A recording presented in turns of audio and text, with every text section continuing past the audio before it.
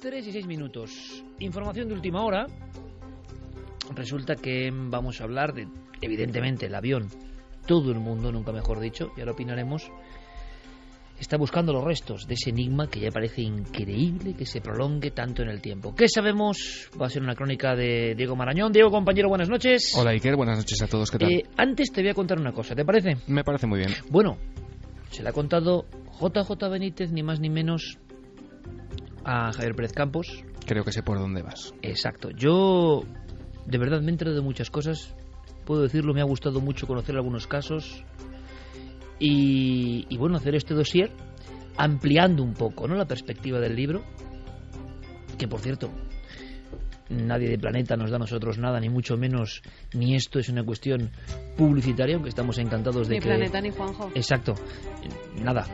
Estamos encantados de que escuchéis esas cuñas, por supuesto, que vete Editorial Planeta en Milenio 3, pero nosotros, desde luego, nada. Estamos encantados del tema, un tema que es interesantísimo, y de aportaros un poquito de luz. Y vosotros a disfrutar, si queréis, del libro, de lo que queráis. Nosotros siempre con la máxima libertad y sin ningún condicionamiento económico, por supuesto.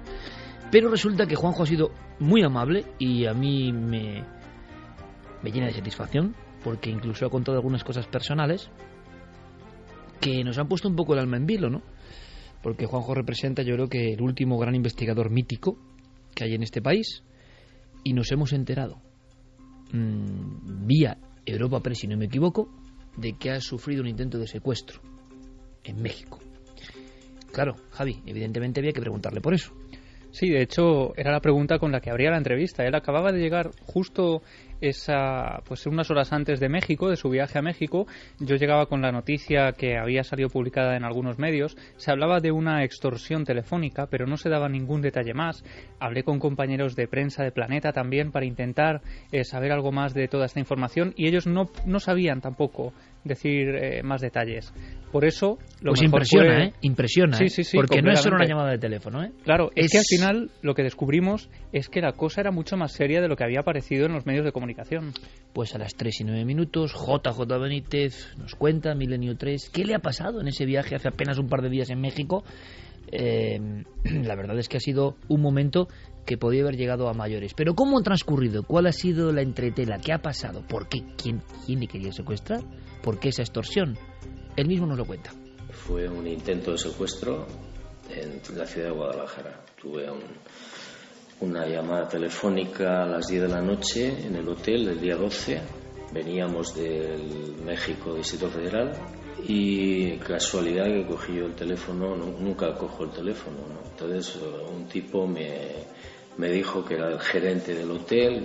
Yo lo creí, claro, y me instó a que hiciera las maletas y saliéramos del hotel por seguridad, porque, según dijo, había un operativo policial que estaba haciendo un registro del hotel buscando gente del crimen organizado. Entonces me pasó al comandante, supuesto comandante de la policía, y el tipo, ya muy agresivo, me empezó a decir que a ver cuál era mi número de celular y por qué no tenía celular, y bueno, una serie de historias que no me olieron bien, y colgué.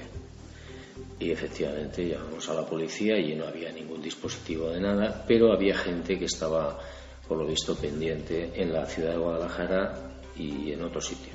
Y en principio no pasó nada, pero vamos, en octubre del año pasado le pasó lo mismo a un grupo de músicos de Zarauz, que por miedo les llamaron por teléfono, les obligaron a salir a cambiarse de hotel con las maletas y lo secuestraron. Yo lo que sospecho es que alguien sabía que yo estaba allí, porque si no, no es sencillo que te pongan con una habitación, no. Y menos mal que alguien me protege, ¿no?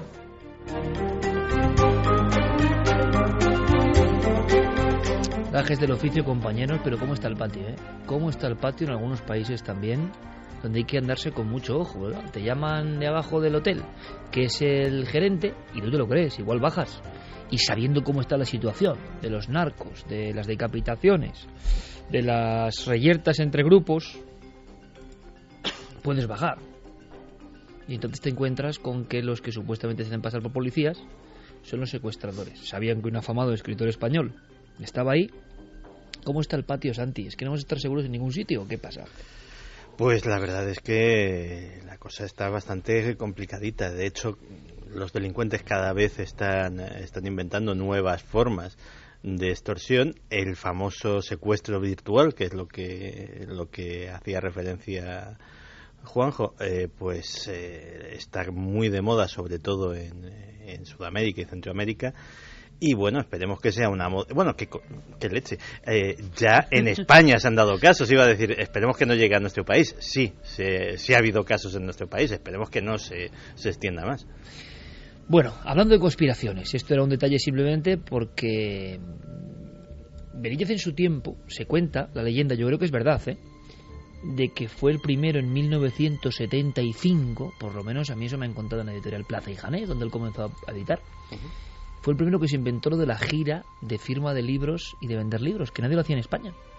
Y él, muy entusiasta, con su primer libro, OVNIs, SOS la humanidad, que había sido rechazado, y después le dijeron, bueno, publica primero esto sobre unas piedras raras en Perú, fue el primero que junto a Galerías Preciados empezó a hacer giras. Luego se ha popularizado. Los escritores no querían hacer giras, eso de ir de punto en punto del país, les parecía absurdo. Como decíamos en una conversación clara, precisamente los escritores hoy hay menos giras que nunca, realmente. Hubo un tiempo dorado y ahora mismo también el mundo editorial, tú lo conoces bien porque sigues escribiendo, está la cosa muy muy muy delicada y ahora los escritores tienen que hacer prácticamente de todo, como cualquier figura que quiere promocionar, ¿no?, su obra. Pero durante mucho tiempo eso de las giras o eso de hacer firmas ante el público se veía como, por parte de los super bestsellers, como algo que era como bajarse al lodo, ¿no? Y no querían muchos, ahora me imagino que quieren casi todos, ¿no?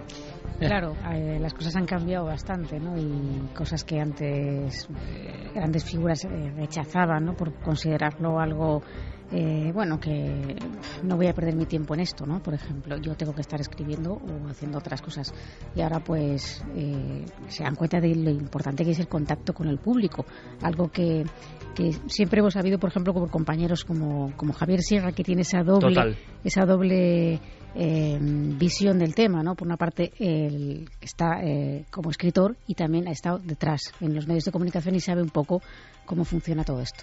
Yo creo que nuestro compañero Javier Sierra, al que le mandamos un abrazo muy grande, y un abrazo a su mamá, por cierto, un abrazo a la mamá de Javier Sierra, muy, muy, muy, muy grande, porque está en un trance operatorio y estoy seguro que va a ir todo muy bien. Así de toda la familia milenaria y su familia, pues le mandamos este gran abrazo. Pero Javier es un ejemplo clave de dedicarse al público, ¿no? Y de recorrer España y el mundo sabiendo que él tiene que ofrecer su producto también. Bueno, pues simplemente como aviso a navegantes, ¿no? Benítez fue el primero en España, que se sepa, que empezó con las giras de libros. Pero las giras, como hemos visto, tienen su peligro, su conspiración. Vamos ahora con otra conspiración, la que tiene a todo el mundo en vela. Yo creo, ¿nos parece, compañeros? Ya también es tanto el cansancio en los días que incluso parece que, no sé, que no es como las primeras jornadas, ¿no? Diego Marañón, compañero. Bueno, pues si quieres vamos a hacer un repaso, porque la verdad es que, como dices, el enigma sigue plantando cara. Recordarás, Iker, que el pasado sábado justo cerrábamos además Milenio 3 con la noticia que estaba divulgando la CNN de que agentes de policía se habían personado en los domicilios de los pilotos. Parecía que a partir de ciertos indicios, que por cierto no fueron divulgados, se les consideraba de algún modo responsables de la desaparición. Bueno, horas después el periódico británico Mail on Sunday revelaba que el piloto era supuestamente un fanático político que estaba apoyando obsesivamente al líder de la oposición de Malasia. Ya el lunes, el presidente del Comité de Inteligencia del Congreso de Estados Unidos, el republicano Mike Rogers, declaraba a la CBS que la tesis más probable en ese punto ya era que el avión se encontrase en el fondo del Índico. 24 horas más tarde, el New York Times publicaba que la ruta del avión pudo ser alterada por el sistema informático, y el Daily Mail especulaba ese mismo día en sus titulares con la posibilidad de que la última frase del copiloto, ese famoso "de acuerdo, buenas noches" que ya comentábamos la semana pasada, pudiese encerrar un mensaje en clave o una especie de aviso de que algo no iba bien en la cabina. Por su parte, Andrew Brooks, que es analista aeroespacial, se preguntaba en declaraciones a la BBC dónde estaba la Fuerza Aérea de Malasia en esos momentos, teniendo en cuenta que desde el 11S las defensas aéreas de todo el mundo están en un permanente estado de alerta ante la posibilidad de un secuestro y que precisamente en Kuala Lumpur están las Torres Petronas, que en un caso de esas características serían un objetivo claro. Bueno, el miércoles la NBC divulgaba que el avión había cambiado de dirección 12 minutos antes de que el copiloto se comunicara por última vez con el control en tierra. El jueves amanecimos, Iker, con una de las claves de la semana. La ABC difundía que Australia había localizado en el Índico y gracias a imágenes por satélite un par de objetos que mostraban pues una especie de estructuras de hasta 24 metros de largo que podrían estar relacionadas con el vuelo desaparecido. El mal tiempo complicó muchísimo ese rastreo que se ha dado por finalizado hoy mismo sin ningún tipo de resultado. Tras 2 semanas y con un, como dices, con un obvio desánimo cayendo ya a plomo sobre todo el asunto, ayer leíamos nuevas informaciones en los medios que apuntaban que si finalmente se encontrara el avión, si se diera esa posibilidad, sacar sus restos del Índico requeriría de una operación internacional de gran calibre, ya que la zona donde están buscando tiene una profundidad media de unos 4 kilómetros. Y para terminar, hoy mismo hemos conocido 2 noticias. Por un lado, el diario The Telegraph publicaba la transcripción de los últimos 54 minutos de comunicación del avión, una transcripción que por otro lado no aclara mucho, pero que gracias a nuestro compañero Guillermo León, si alguien quiere, está disponible para echarle un vistazo en los muros de la nave del misterio en las redes sociales. Y por otro, la BBC publicaba que un satélite chino habría localizado un objeto de 22 metros de largo por 30 de ancho al sur del último punto del contacto del avión. Y como acabamos de escuchar en el boletín, Iker, justo cuando hemos empezado el programa, Fermín me pasaba un teletipo de Europa Press que dice que Tony Abbott, el primer ministro de Australia, acaba de confirmar que un avión de búsqueda ha avistado esos restos en el Índico y que, entre otras cosas, parece distinguirse un palé de madera o algo parecido. 3:18, pero objetivamente no sabemos nada. Nada. Y esto yo os lo pregunto, aunque sea brevemente, esto ya es normal. Es que esto...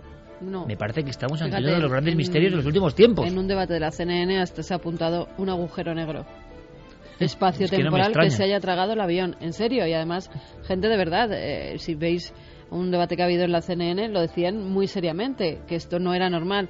Aparte, también han mencionado que, no sé si al parecer, lo que son las cajas negras tienen un tiempo de emitir cierta... 30 días. 30 días, ¿no? Sí. Y que estos, claro, cuando se cumplan, ya va a ser casi imposible que se descubra absolutamente nada de este avión. Pues la verdad es que, bueno, yo he visto con cierta esperanza lo de los restos, pero también hay que tener en cuenta una cosa: el mar está lleno de basura. Claro, es lo que me decía justo ahora mismo Guillermo León, a saber lo que hay en esa zona del Índico que está sin explorar y que evidentemente ahora mismo se están agarrando a clavos ardiendo. Lo primero que ven ya lo relacionan inmediatamente con posibles restos, pero es muy complicado.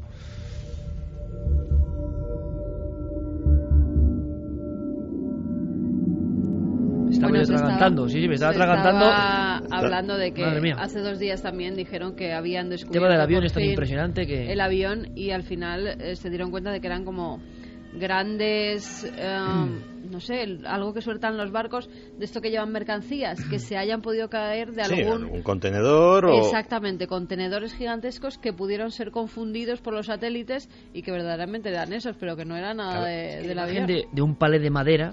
Tampoco yo sé si se asemeja a un fuselaje de avión, ¿no? Palé de madera. Se puede encontrar un palé de madera o unos contenedores y que no se pueda encontrar un avión.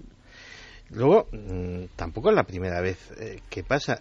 Repasando esta semana un montón de casos, me encontré con uno especialmente curioso, que fue uno del 2003 en Angola. En 2003 en Angola fue más grave que todo esto. O sea, lo que pasa es que como no había pasajeros, no hubo alarma social y apenas trascendió a los medios. Pero es que del aeropuerto de Angola llegó un señor, cogió un señor desconocido, cogió un 727, lo robó del aeropuerto, un 727 de carga, y no ha vuelto a aparecer tampoco. Es decir, estas cosas han pasado. ¿Dónde están esos aviones? Pues nadie lo sabe. 239 pasajeros. Sí. ¿Qué habrá sido de ellos? Es que es increíble. Yo no sé si también las cuestiones más fantásticas empiezan a aflorar en medios que no solo sean los del misterio, Diego, no lo sé. O nadie se atreve a decir nada. Nadie se atreve a decir nada, pero la sombra de la conspiración continúa todo el rato encima de este caso, porque, en fin, sabemos que, aparte de la información que se ocultó en los primeros días, por ejemplo, esta semana también conocíamos, Iker, que un responsable de Malaysian Airlines había negado en un primer momento, al parecer, que el avión llevase baterías de litio, y ahora, hace un par de días, lo ha confirmado. Llevaba una especie de baterías de este material que son inflamables en el sector de carga. Así que toda esta serie de desmentidos, para que luego parezca confirmarse lo que apuntan algunas informaciones, no hacen sino aumentar esa especie de sombra conspirativa alrededor de todo este asunto. ¿Y ha habido algo nuevo sobre la famosa compañía que se dedicaba a chips, que supuestamente había 20 plazas de ese avión con 20 científicos expertos en esos chips? ¿Se ha hablado de chips para la invisibilidad de aeronaves? No, eso, aparte de la información que teníamos al principio, que yo sepa, no se ha vuelto a... La pregunta es, ¿será real la información? No, la información, la que yo traje, salía del Wall Street Journal, que, oye, ya no te puedes fiar de nadie, pero por lo menos es un medio de reconocidísimo prestigio, ¿no? Pero la verdad es que sobre ese caso, no, que yo sepa, ya te digo, no se ha vuelto a hablar. Imagino, Diego, que por último, como siempre, los familiares, los que esperan, los que siguen poniendo las siglas del avión en los aeropuertos de SMH 370, no sé si siguen con esperanza, ¿no? Pero bueno, es que tiene que ser terrible. ¿Dónde puede? O sea, no pintaba nada bien la semana pasada, pues imaginaos si después. Llegados a este punto, yo creo que la esperanza se ha desvanecido por parte de los familiares, de los responsables de la búsqueda, de los medios de comunicación. Como te podrás imaginar, la desesperación es total, hasta el punto de que esta semana ya incluso amenazaban con una huelga de hambre ante la falta de información por parte de la línea aérea y del gobierno de Malasia. Cuando llega la desaparición, ¿no? Que es como una ruptura absoluta, sea de una persona, sea de una aeronave, y nadie sabe qué hacer, y nadie tiene pistas, y con tantas personas que desaparecen, por ejemplo, en nuestro país, y ocurre lo mismo, y se van acumulando los expedientes. Bueno, fijaos en el caso de la avioneta de Missoni, en la que viajaba ese miembro de la familia Missoni, del gran imperio de la moda, se encontró un año después. Y es una avioneta que, más o menos siguiendo las corrientes, era en teoría fácil encontrarla. Y encontraron los cuerpos un año después, con lo cual no hay que perder las esperanzas de que, aunque pase tantísimo tiempo, y para esos familiares sea, claro, terrible. En este caso se apuntaba lo mismo, la posibilidad de un secuestro, la posibilidad de que alguno de los pilotos hubiera querido llevarse para pedir un rescate. Y en las redes sociales, como generador de leyendas permanente, como aparato generador de todo eso, se hablaba, y yo lo he escuchado y me ha llegado, se decían incluso acontecimientos del orden del automovilismo. No sé por qué se había generado la leyenda de que iban a estrellar el avión contra el Gran Premio de Malasia y cosas de ese tipo. Leyendas urbanas que van surgiendo, que calan, y al final no se sabe absolutamente nada. Incluso fotos falsas en las que supuestamente habría aparecido el avión.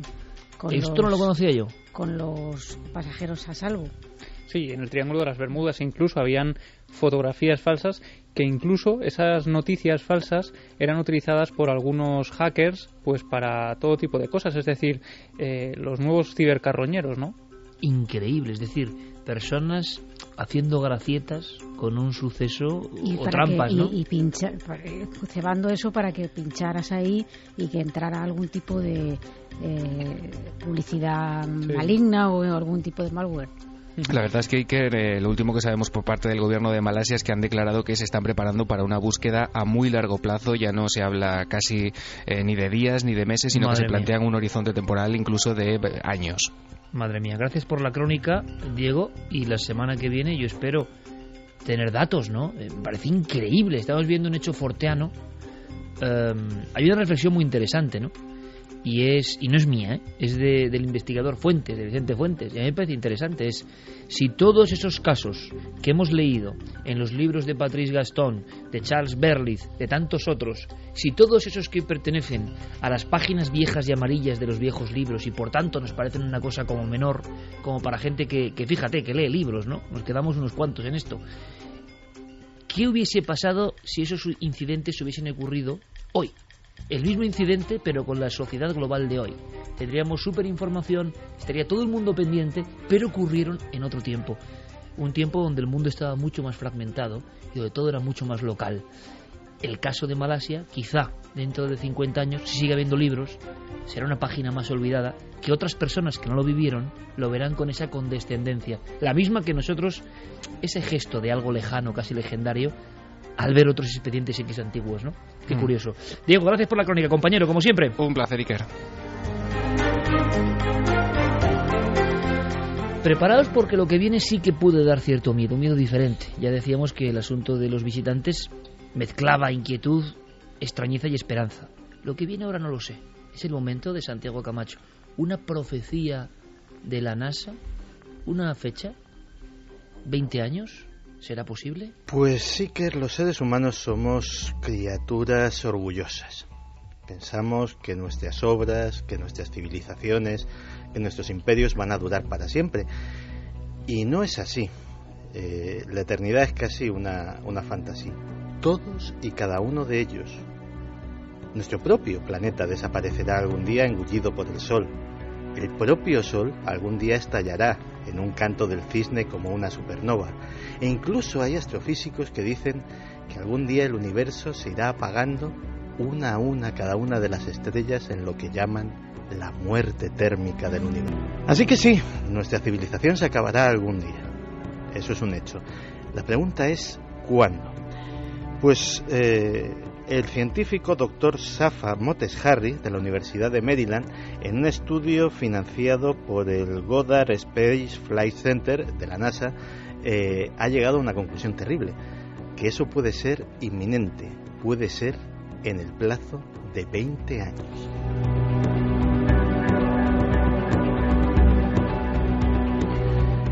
Lo curioso es que él no hace sino ahondar en una serie de estudios que se llevan publicando desde hace 30 años. Hace 30 años ya había gente que decía que la civilización industrial como la conocemos está abocada indefectiblemente al colapso. Lo que ha hecho el doctor Moteshari es sencillamente hacer un modelo matemático para intentar predecir la evolución de ese colapso. Y de ahí ha venido esa conclusión. Claro, ahora, por ejemplo, la NASA está intentando desvincularse de ese estudio porque, quieras que no, es un tema que tiene ciertas implicaciones políticas. Estamos hablando del colapso de una civilización, del colapso de un sistema, el capitalista, y claro, la NASA se ha visto como ahí pillada y dicen, bueno, pues sí, nosotros colaboramos, dimos medios, tal, pero tampoco lo solicitamos, no era cosa nuestra.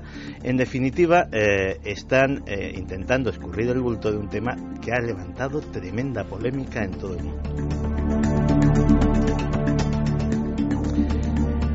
¿En qué se basa esta afirmación tan atrevida? 20 años, tan poquito. Pues básicamente en el estudio de lo que ha sucedido con civilizaciones anteriores, porque igual que nosotros ahora mismo estamos tan tranquilos, pues lo estaban en su día los egipcios, los mayas, los romanos, los persas, y todos ellos pues vieron cómo su civilización acababa. Y siempre sucede, parece ser, de la misma manera y por medio de un proceso muy parecido. Cuando se da una especie de tormenta perfecta de factores que se conjugan todos ellos en una especie de singularidad, que coinciden en un punto, y en ese punto se tambalea toda la estructura social y esa civilización acaba disolviéndose. ¿Qué factores son esos? Pues, según señala el estudio, que se publicará en una revista científica, Ecological Economics, son varios. El clima, el cambio climático, el crecimiento desproporcionado de la población, el sobreconsumo de recursos naturales, el colapso del ecosistema y las desigualdades sociales.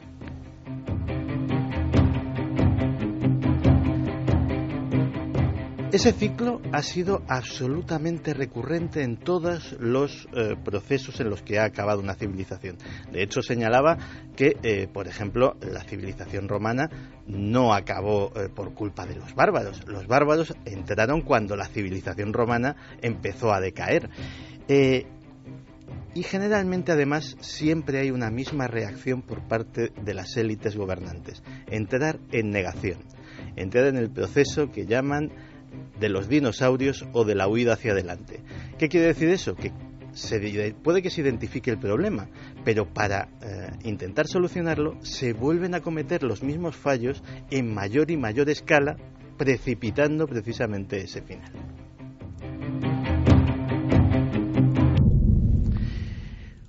Uno de los factores que señala que es más crítico es lo que denomina el rendimiento decreciente de la complejidad. ¿Qué es esto?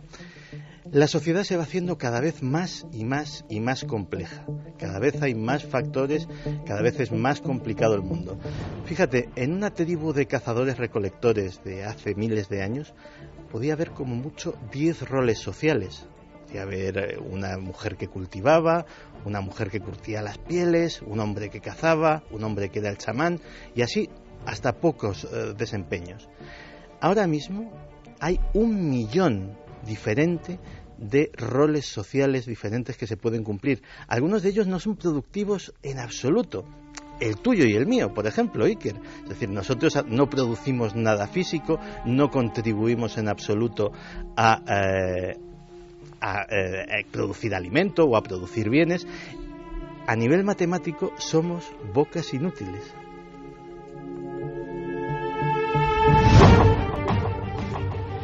Pero es más, cuanto más complejo se hace el sistema, hasta llegar a cierto límite eso aporta beneficios, pero cuando se supera ese límite el sistema se va haciendo cada vez más y más y más ineficiente, cada vez hay más burocracias inútiles, cada vez hay más gente gastando impuestos de las que los paga, cada vez hay más posibilidades de que una pieza del engranaje falle. Todo el mundo sabe que, por ejemplo, los aficionados a las motos, que las motos de antes eran auténticamente unas máquinas que no fallaban jamás porque tenían mecánicas muy simples. Ahora con piezas electrónicas, con ordenadores, con turbos, con refrigeraciones, etcétera, etcétera, es muy fácil que se averíe una pequeña pieza que dé al traste con toda la maquinaria. Pues eso precisamente es lo que se vaticina para nuestra civilización. Luego está posiblemente el factor del estudio de este científico que más ha inquietado a la NASA, que es el que tiene ciertas implicaciones políticas, que es el que define como la capacidad de acaparar recursos por parte de las élites. En todas estas civilizaciones resulta que los recursos disponibles cada vez acababan en manos de menos y menos y menos personas. Y lo que dice es que eso está sucediendo ahora mismo con nosotros. Y ponía el ejemplo de que en 1980 el 1% más rico de los Estados Unidos tenía el 10% de la riqueza del país. A día de hoy el 1% de los estadounidenses tiene el 25% de la riqueza del país y esa curva sigue creciendo y claro, lógicamente cada vez más recursos acaban en menos manos y menos manos acaban consumiendo, acaban siendo activos en la economía y sobre todo crece el número de descontentos.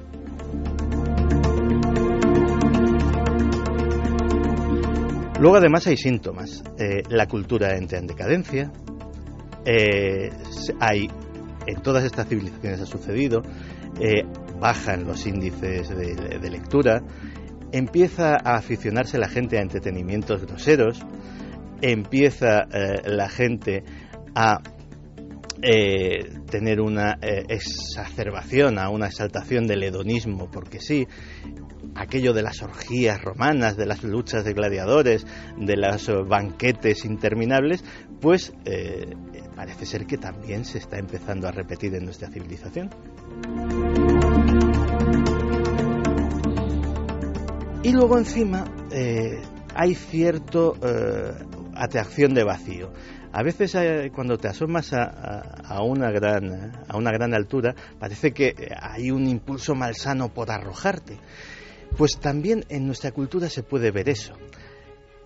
Cada vez hay más y más obras de ficción que relatan escenarios apocalípticos, cada vez hay más y más películas, libros en los cuales desde una invasión zombie hasta un meteorito, pasando por el cambio climático o cualquier otro factor, la gente se recrea con esa posibilidad y de hecho empieza a haber fenómenos como el del survivalismo, que también conoce Javier Pérez Campos, que indican que hay una cierta predisposición a que eso suceda. Así que simplemente lo único que ha hecho el profesor Motes Harry ha sido meter todas esas cosas en un ordenador enorme, dedicar muchas horas de esa capacidad de proceso a hacer tabulaciones infinitas de datos económicos, de temperatura, de oscilaciones de la bolsa, etcétera, etcétera, etcétera, y hacer una línea de proyección en el tiempo. Y de repente todas esas líneas rojas, todas esas líneas de peligro, acababan en una fecha muy concreta, el 2035. En esa fecha el sistema entraría en colapso y nadie sabe lo que sucedería después.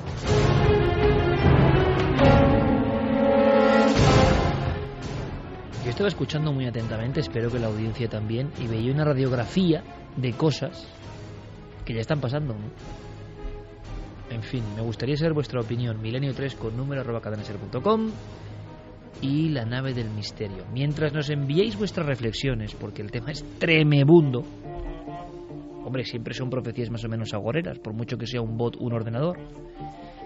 Pero lo que he ido deshojando aquí, Santiago, es que lo estamos viviendo. Es como si fuese un eco que ya ha pasado otras veces, ¿no? También hay que decir que estamos hablando del fin de la civilización, no de la humanidad. Exactamente. Es decir, nosotros ahora mismo estamos mucho mejor que los romanos, en ciertos aspectos. Es decir, puede que después venga algo mejor.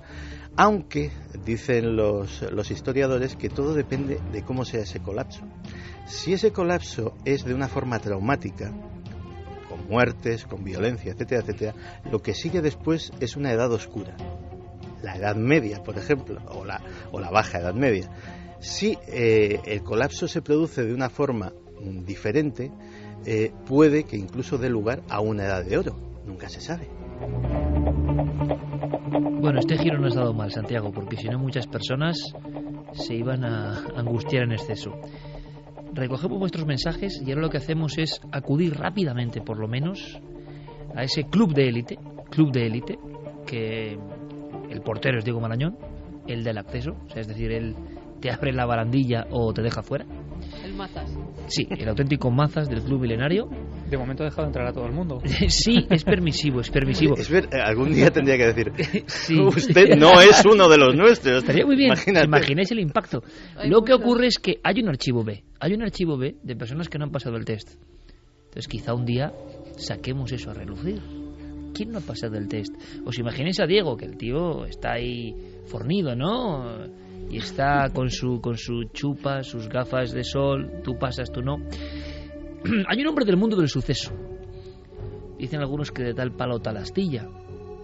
Vamos a ver si pasa el test. Diego Marañón, en la cola un personaje que pide paso. Un personaje también con su humor vitriólico muchas veces, ¿no? Ahí lo dejamos, uno de los nuestros.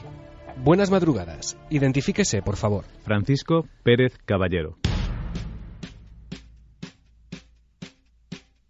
¿Qué tal? Soy Paco.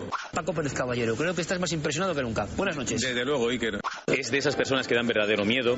Es un hombre con una mirada absolutamente fría. Un poquito de perejil y un poquito de vino blanco para que coja un poquito de sabor, pero vamos, esto enseguida está. Te digo yo que lo que hace lo hace bien. Y eso es muy importante. Por desgracia, de esto no nos podemos salvar. Es de los momentos que más me han marcado en mi carrera.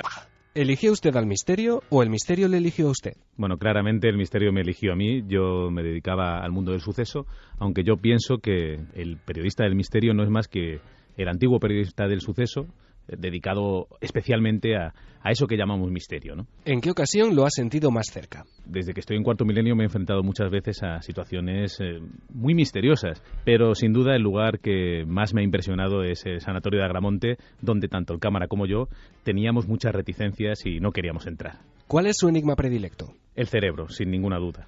Indíqueme un lugar mágico al que siempre querría volver. Macondo, de querido Gabriel García Márquez, donde siempre que puedo regreso. ¿Y uno al que jamás regresaría? Bueno, yo como soy de la antigua escuela, creo que los periodistas no debemos dejar de ir a ningún sitio, tenemos que ir donde nos mande. ¿Somos producto del azar y la evolución o hay algo más? Yo estoy convencido de que hay algo más. ¿Qué hay más allá de la muerte? Una nueva aventura. ¿Teme la llegada de ese momento? Bueno, sí, es inevitable, no nos queremos marchar, no queremos dejar lo que tenemos aquí, pero también estoy un poco excitado ante la posibilidad de ver lo que hay más allá, ¿no? ¿Supersticioso? No, para nada. ¿Cuánto de herencia familiar hay en su vocación? Muchísimo. Yo realmente he crecido entre viejos periódicos y, lógicamente, pues eso acaba tirándote a la piscina del periodismo. Dicen que todos llevamos un monstruo bajo la piel. ¿El asesino nace o se hace? Es una mezcla de las dos cosas, sin ninguna duda. De ahí lo complicado de luchar contra el crimen, porque el asesino no es más que uno exactamente igual que nosotros que lleva el mal dentro. No es fácil verlo. Sin duda tiene mucho peso también el entorno en el que alguien crece. ¿Cómo se puede explicar que ciertos asesinos en serie tengan un halo de atracción para mucha gente? Pues es muy difícil, pero yo creo que lo que nos pasa es que muchas veces ese mal que todos llevamos dentro y que controlamos gracias a la sociedad, pues nos tira y realmente sentimos atracción por eso que nosotros nunca llegaríamos a hacer, pero vemos que otras personas lo hacen con cierta libertad y eso nos atrae, aunque también nos horroriza. ¿Qué pasó en la cabina de aquel camión en el puerto de Somosierra? Yo pienso que el niño de Somosierra no iba ya en el camión y que una vez sabemos eso, el resto de los misterios pues son muy fáciles de explicar. ¿Por qué le impresionó tanto el reciente caso de miedo a la propia casa en Herrera del Duque? Por la sinceridad. Yo creo que una de las cosas que estamos olvidando en el periodismo de hoy es a escuchar. Nosotros, en Cuarto Milenio y en Milenio 3, sí que escuchamos a la gente. Creo que por eso se nos puede criticar o se nos puede alabar. Hay que enfrentarse al testigo siempre pues con la mente lo más limpia posible. Y en este caso en concreto, la verdad es que me impresionó la honestidad con la que él hablaba. Sin ninguna duda, Carlos, el protagonista, tenía miedo a esa casa. ¿Por qué tenía miedo? Bueno, cada uno puede sacar sus propias conclusiones. Experimentó en primera persona con la P300.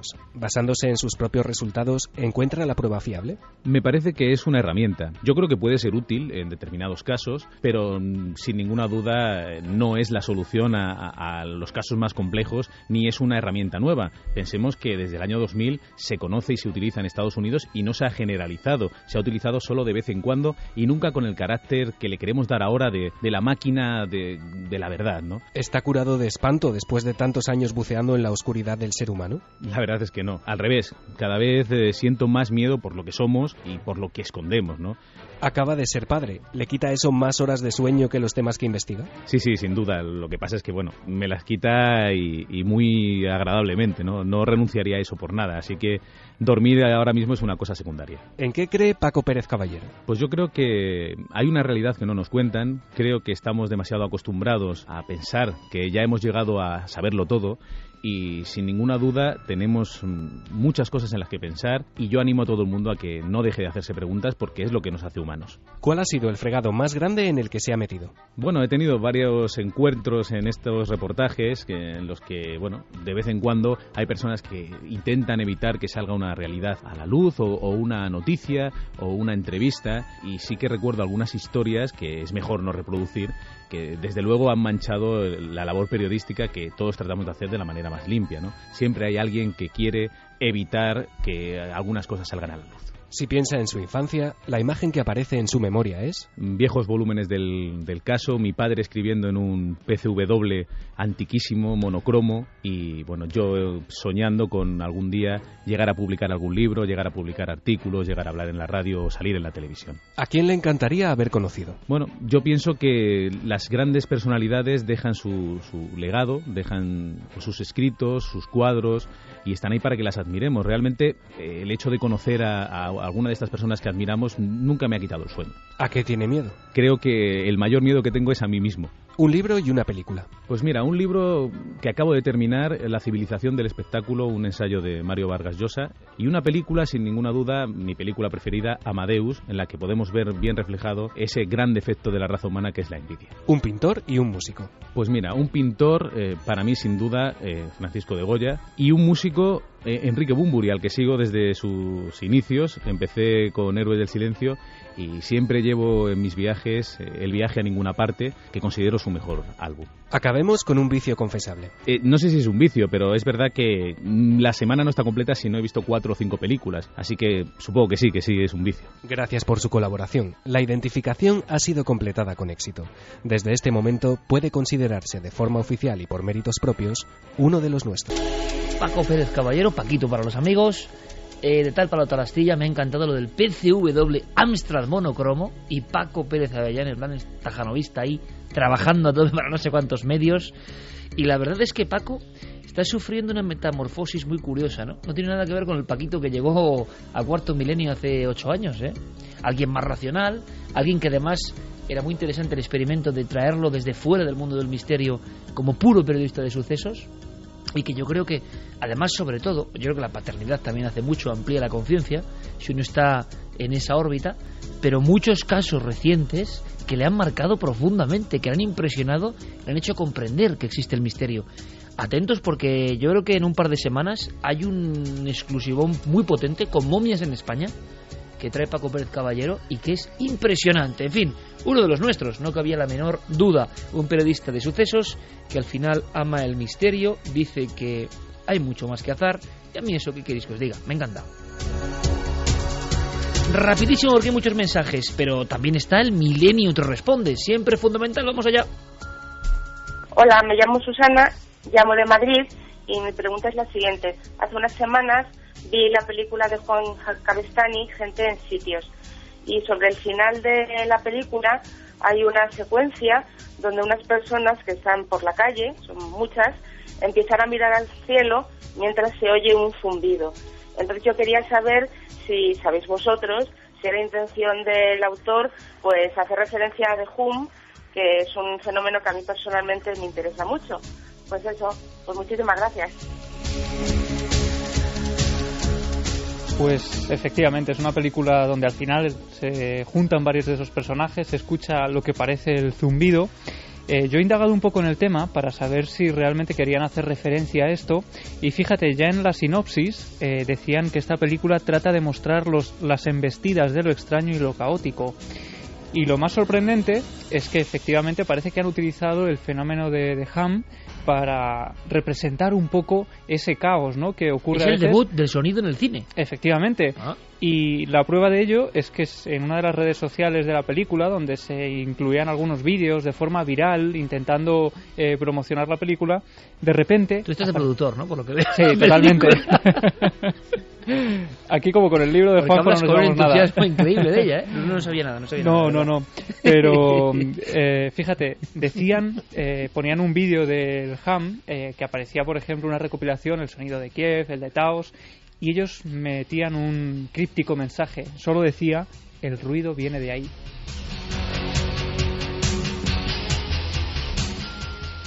Hola, soy Sergio y mi pregunta va sobre Masaru Emoto, sobre el experimento del agua, las imágenes que hacían del agua congelada y sobre todo sobre el experimento del arroz. Quería saber si lo habíais probado y si había surgido efecto. Muchas gracias y un saludo. Y tanto que lo probamos en su día, ¿os acordáis? Con Alberto Granados. Se pudrió todo. Sí, pero yo creo que sí que había cierta diferencia ahora. Sí. A ojo de buen cubero. Para Más allá lo hizo David Zurdo, concretamente hizo también lo del agua, pero también lo del arroz, y se pudrió por igual. Por igual, ¿eh? Por igual. Aquí se quedó como una masa de moho y de... Habría que explicar... Que era asqueroso, que él estaba por la redacción bailando. Que había dos botes bailando, o sea, bailaba bailando solo. Directamente, le salieron patas. Pero que era el asunto era decirle palabras hermosas y buena vibración. Sí, en la redacción muchas no a lo dijeron. A un bote de arroz y a otro exactamente igual, ¿no? Bueno, yo creo que lo de Masaru Emoto es interesante, pero tiene mucha crítica también, ¿eh? El asunto de las figuras en el agua, por ejemplo, con sintonías agradables, música de Mozart, el comportamiento de las moléculas del agua. Aquello de si no es cierto, qué bonito sería, ¿no?, que fuese cierto, pero no sé yo, hay muchas críticas. No ha habido muchos trabajos nuevos que yo sepa de Emoto ahondando en eso, ¿no? Así que nuestra versión es de una enorme belleza, porque yo recuerdo a Goyo Iturregui, si no recuerdo mal, de invitado como representante un poco de Emoto en España, que vino a Cuarto Milenio, y es gente de un talante, pues esa gente, yo creo que bastante luminosa y bastante maja, agradable, que viven en un ambiente que no tiene nada que ver con la búsqueda de lo material, ¿no? Y que hablas con ellos y les ves con una enorme paz. Eso pasa con mucha gente. Bueno, que lo de Emoto sea verdad o no, yo creo que seguramente, aunque no sea exacto, ha ayudado a mucha gente a proyectarse hacia mundos mucho más luminosos, ¿no? Pero realmente sobre los experimentos concretos tenemos bastantes dudas. Hola milenarios, mi nombre es Rubén y llamo desde Santiago de Compostela. Quería preguntaros, en especial a Santi Camacho, sobre una droga llamada Crocodile, si es real o es una leyenda, sus efectos y si conocéis algún caso en España. Un saludo y felicidades por el programa. Creo que es una droga cuyas imágenes parecían de leyenda urbana porque eran devastadoras, Santi. Y en España, no lo sé. No, en España afortunadamente no ha habido casos, hay circunstancias por las cuales no las hay. El cocodrilo se da sobre todo en los países del este de Europa, en Rusia. Básicamente son zonas donde hay difícil acceso a las drogas convencionales y entonces los drogadictos empezaron a hacer sus propias recetas utilizando productos químicos y farmacéuticos que podían encontrar en cualquier tienda. Eso hacía una droga tremendamente potente, pero que tiene unos efectos secundarios devastadores, muy parecidos a la lepra, para hacernos una idea. Es decir, se caen directamente, se pueden caer los dedos, se puede caer la nariz, hay unas llagas y unas ulceraciones tremendas, se va comiendo la carne, de ahí que se le llama el cocodrilo.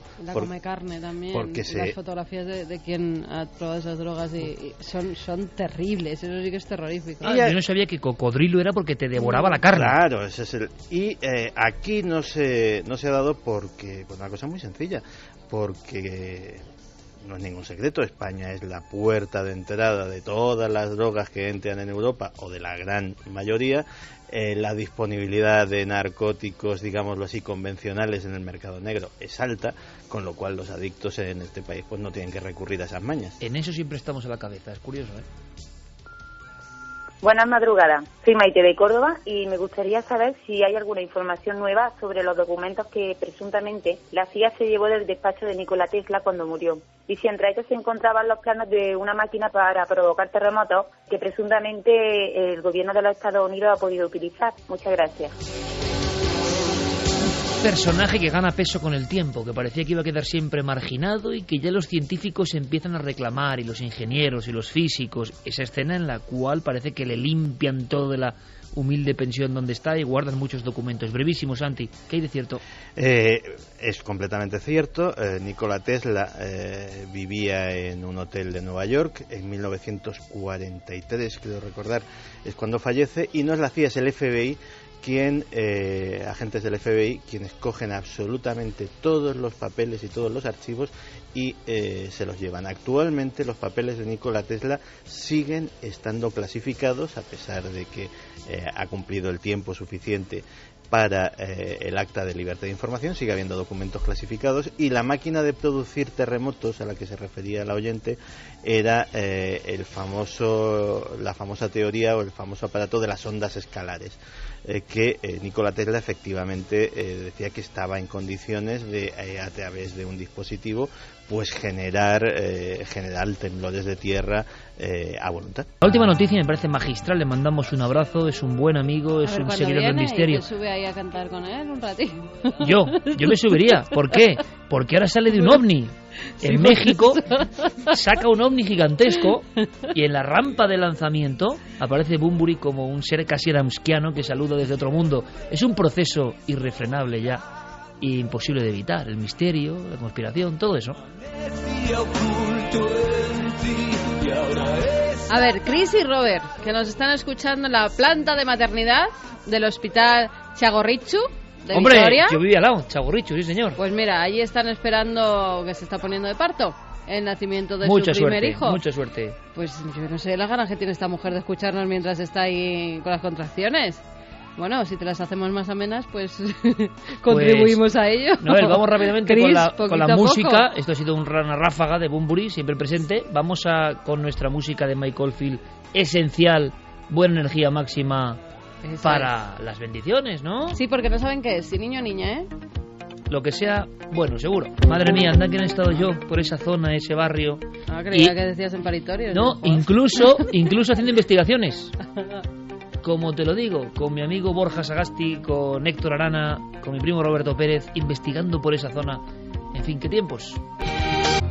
Ahora el alarido atávico se abre paso en la noche. Hablábamos de una madrugada de diferentes conceptos del miedo, de lo sobrenatural, de lo que realmente nos impacta, nos angustia, y ahora caminamos hacia la selva profunda del Perú, porque no hace siglos, no hace milenios, sino hace bien poco, hace escasos 5 años, aún no se han cumplido, ocurrió una de las historias más terroríficas que yo recuerdo. Me impactó profundísimamente, y desde el momento en que aquello se cerró en falso, desde el momento en que todo el mundo hizo un complot para no querer saber más, desde el preciso instante en que medios, y vaya usted a saber qué fuerzas, se emplearon duro para que no se supiesen más datos, yo tuve una pregunta, una especie de interrogación constante en mi cerebro, rebotando en las paredes de mi cabeza, hasta que encargué a Diego Marañón que fuese un poquito más allá, porque había algo, si queréis, de sabueso viejo que ya soy, en el aspecto periodístico, o por lo menos veterano con mucha experiencia. Algo aquí no huele bien.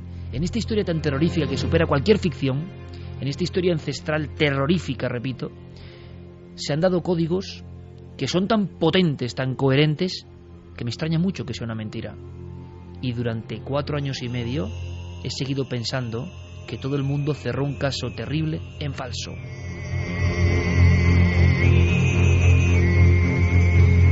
Y un periodista, si se calla cuando cree que hay un caso terrible cerrado en falso, está haciendo algo mal, está yendo en contra de sus propios principios. Y ha llegado el momento, y es esta noche, de reabrir, de aportaros lo que hemos descubierto. Y creo que el instinto periodístico en este caso nos daba la razón, nos guiaba por buen camino.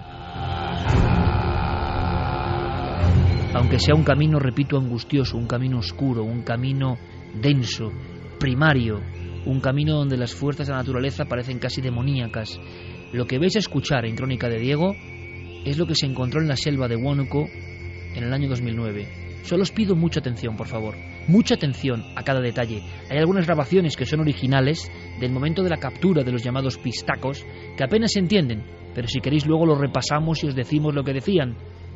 Pero no quiero cortar la magia de este documento, de este reportaje, de esta crónica sonora, cuyo objetivo es meternos en la selva, en la zona de Sierra Selva. Por ejemplo, cuando uno va a las fastuosas ruinas de Machu Picchu, ve que hay unas montañas que nacen detrás de los templos, ve que hay unas montañas altísimas, escarpadas, como dientes de sierra, cubiertas por matojo y por verdor. Intuye que hay mundos y ruinas que todavía no han sido descubiertas. Y en algunas de estas zonas, mucho más hacia el norte, ocurrieron los hechos. Hechos que espantaron a todo Perú y a parte del mundo. Era imposible que en el 2009 nos encontrásemos con esta escena de los crímenes. Así ocurrió todo.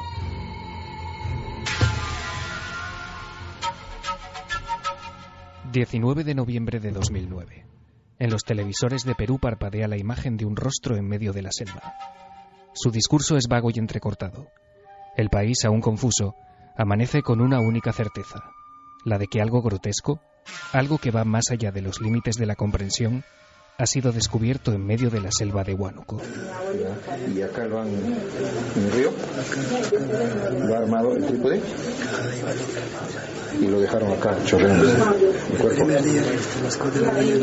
Los dos.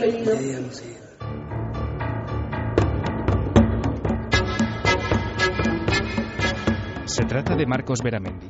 Acaba de ser detenido junto a otras 3 personas en pleno proceso de destilación de grasa humana y está confesando ante la policía la técnica que lleva usando más de 10 años. Al frente de la investigación está el general Félix Murga, director de Investigaciones Criminales de Perú. Él es el encargado de dar a conocer el horror. Han manifestado cómo victimaban a las personas con el fin de extraerle en laboratorios rudimentarios la grasa humana para comercializarla posteriormente en un valor de $15,000. La noticia causa un enorme impacto en la sociedad peruana y medios de comunicación de todo el mundo recogen con asombro los hechos. Los detalles de aquella rueda de prensa permanecen vivos en la memoria de Beatriz Jiménez, periodista y corresponsal de El Mundo en Lima. Como evidencia, se presentaba allí encima de una mesa una botella de una gaseosa muy conocida aquí, Inca-Cola, con una sustancia grasosa que el general señaló como grasa humana. También había como ganchos de carnicero, una serie de instrumental que había sido incautado. Lo que se había encontrado era el tórax de una víctima colgada de unos ganchos y con una especie de mecanismo muy artesanal para extraer la grasa, y también se había encontrado una cabeza, ¿no?, supuestamente perteneciente a la misma persona. Los cortagrasas, que actuaban a modo de hermandad religiosa, seguían un macabro ritual que constaba de varios pasos.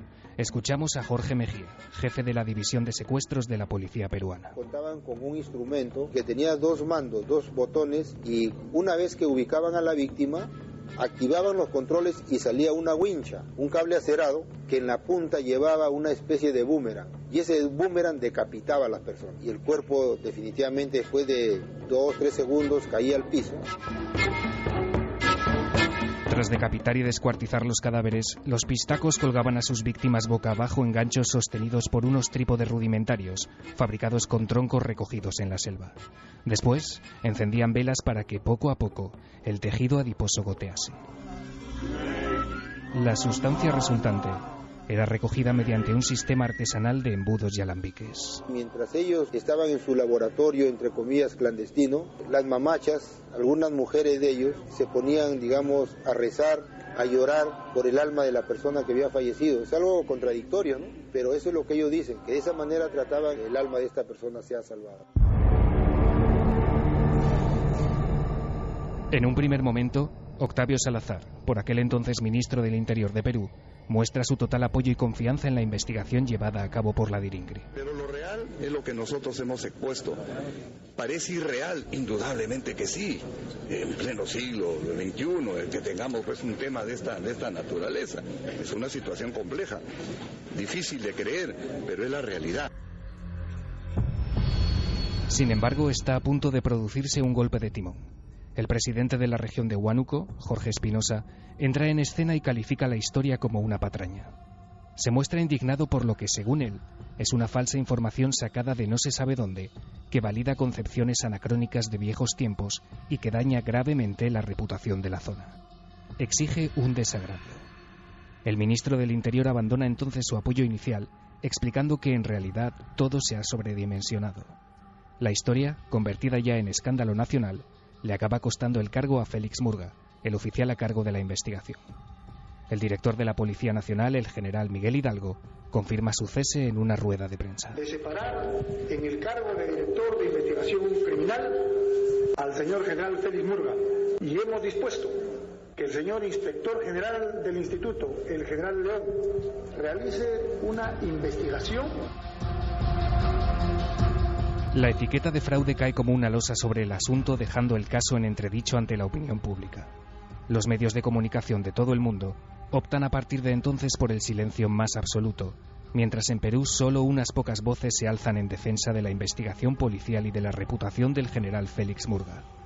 Una de esas voces es la de Remigio Hernani, exministro del Interior, que se atreve a hablar de presiones y de un cierre en falso del asunto. Hay una utilización política de los hechos que ha investigado la DIRINGRI. La DIRINGRI siempre ha hecho investigaciones eficientes. Tenemos todo el derecho de pensar de que puede haber sido inducido el general de alguna forma presionado. Mire, el general Félix tiene una trayectoria brillante, es un policía en pesquisa de primer nivel.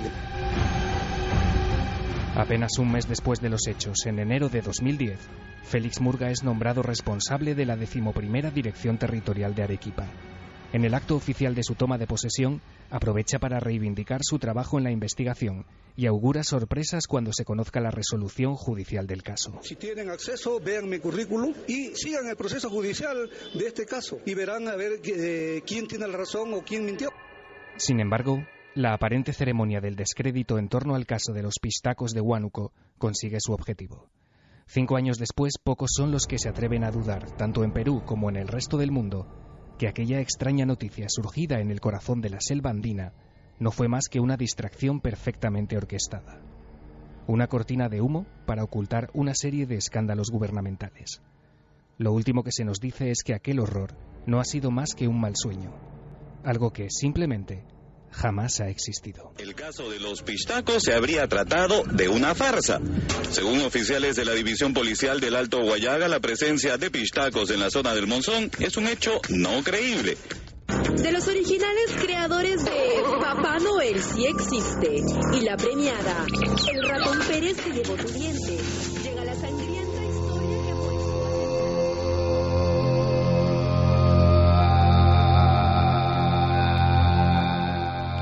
3:17, crónica perfecta de esta historia. Los titulares, los informativos, los telediarios en Perú, todo fue una broma. Y así, y es casi comprensible, muchas familias de Lima o de otros lugares respiraron tranquilas. Esto, evidentemente, solo pasa en los cuentos de niños. Esto ha sido una simple pesadilla, una extraña invención.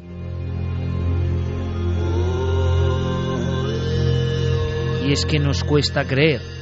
¿Os imagináis, queridos amigos de Milenio 3, que vosotros mismos, porque ha ocurrido, sois unos excursionistas que vais por esa zona de sierra de selva o de ceja de selva, y de repente un sonido a vuestra espalda, la wincha, un extraño artefacto inventado por esta misma hermandad, ocultos entre la maleza, entre los matojos, unos seres que desde luego causan terror y espanto, ¿no? Solo imaginarlos. Con su mentalidad también rudimentaria, pero hábil para el crimen, han generado una especie de aparato que lanza una hoja metálica y que decapita a la persona. Después, los ganchos de carnicero, los trípodes de madera, muy ocultos en zonas de sierra, a las que hay que acceder tras 3 o 4 horas de caminata desde el pueblo más cercano. Y se cuelgan los cuerpos, y debajo el plástico, y las mamachas casi chamanas de la zona hacen sus cánticos, y la grasa va cayendo, y eso sí, el cuerpo sin cabeza, boca abajo, casi como un decapitado loco del tarot, en mitad de la selva en la noche, está rodeado, extraña tradición, por velas de iglesia, por cirios de iglesia. Y entonces se cuenta que a través del alambique se destila la terrible mercancía humana, la grasa humana. Y esa grasa humana, cuidado, aquí quizá está la clave, cuando se intercepta, se dice que se vende para cosméticos, que se vende incluso para enviar a Europa, que se vende como material preciadísimo. Y justo ahí se corta la historia. Y como este eco que escuchamos, este eco propio de la selva del Perú, que amamos el Perú, pero que tiene sus conexiones, como todas las culturas milenarias, también con lo oscuro, con lo ancestral, con lo antiguo, sigue resonando. Nos daba la impresión de que demasiado terrorífico, demasiado coherente para ser una simple mentira. Diego, compañero, hola, buenas noches. Buenas noches. ¿Y qué te has encontrado? Pues la verdad es que lo que me he encontrado es una grandísima sorpresa, no ya solo por comprobar hasta qué extremos puede llegar la maldad del ser humano, sino también pues por ser testigo de lo conformistas, ¿no?, que podemos ser a veces con una simple opinión de alguien que sea lo que esperamos, lo que nos reconforta, lo cómodo, lo fácil. Pues preferimos tomar esa hipótesis y olvidarnos de todo lo demás, de todas las explicaciones que dan los investigadores de un caso, olvidarnos de todos los datos que aporta pues este general que es cesado, o incluso Jorge Mejía, al que hemos escuchado en ese reportaje, ¿no?, que es el jefe de la división de secuestros de la policía de Perú. Él mismo, Iker, al poco de salir a la palestra toda esta investigación, defendía la honestidad y la profesionalidad de las investigaciones y se escudaba en una figura que va a ser clave en la reapertura de este caso. Si quieres, lo escuchamos. Se trata de una investigación muy profesional, una investigación donde hemos estado trabajando hace 4 meses con un equipo selecto de acá de la división y donde involucramos para tener el soporte legal respectivo a la Fiscalía de la Nación, la misma que dispuso un fiscal ad hoc nos acompañe durante el desarrollo de todas las diligencias. O sea que había un fiscal que estaba en aquella investigación. Se habló, Diego, por si no ha quedado claro, de que al ir descubriendo esos trípodes misteriosos, esos ganchos propios de película de terror, o sea, ni el terror más increíble ha llegado a este nivel, los laboratorios clandestinos y de restos de hasta incluso quizás 60 personas en el valle seco de uno de los ríos. Pero allí en esa investigación, de la que luego todo el mundo habla de segundas y todo el mundo se acongoja, por no decir otra cosa, y cierran, y todas las personas además dicen amén, se acabó, de aquí, de este horror no se habla más. Se cuenta que incluso las autoridades de Huánuco, de la zona donde esto ocurre, dicen que hablar de esto y la difusión mundial sería un horror para el turismo, y parece ser que el turismo en este caso, yo no digo nada, puede más, tiene más poder que la realidad que se está viviendo, ancestral y oscura. El fiscal estaba allí, y el fiscal, como persona en este caso clave, no ha hablado mucho. pero tenemos sus declaraciones. Efectivamente, no es que no haya hablado mucho, es que desde 2009 este fiscal no ha abierto la boca, no se ha pronunciado absolutamente en ningún medio del mundo sobre este caso. Nadie le ha preguntado qué hay de cierto o qué piensa él sobre toda esa campaña no orquestada y que apunta a que esto no era más que una cortina de humo. Bueno, pues en Milenio 3, después de 5 años, hemos querido hacer precisamente eso, irnos por el fiscal, preguntarle a él y tratar de averiguar en qué punto se encuentra este caso a día de hoy judicialmente hablando. Y lo hemos conseguido localizar, hay que decirlo, gracias a nuestra compañera Beatriz Jiménez, corresponsal del Mundo en Lima, que ha sido providencial para todo esto. Hemos localizado a Jorge Sanz Quiroz. Él es fiscal de la 57 Fiscalía Provincial Penal de Lima. Y como te digo, tras 5 años de absoluto silencio, nos ha concedido una entrevista, nos ha atendido. Y lo primero que hemos querido preguntarle, Iker, es ¿dónde están hoy los acusados? ¿Qué pasó con ellos? ¿Por qué desde entonces no se ha vuelto a saber nada? De haber sido un fraude, todo este caso, tal y como se apuntó, lo lógico sería pensar, lo que todo el mundo pensaría, es que estas personas habrían salido libres al poco tiempo. Vamos a ver qué nos ha contado.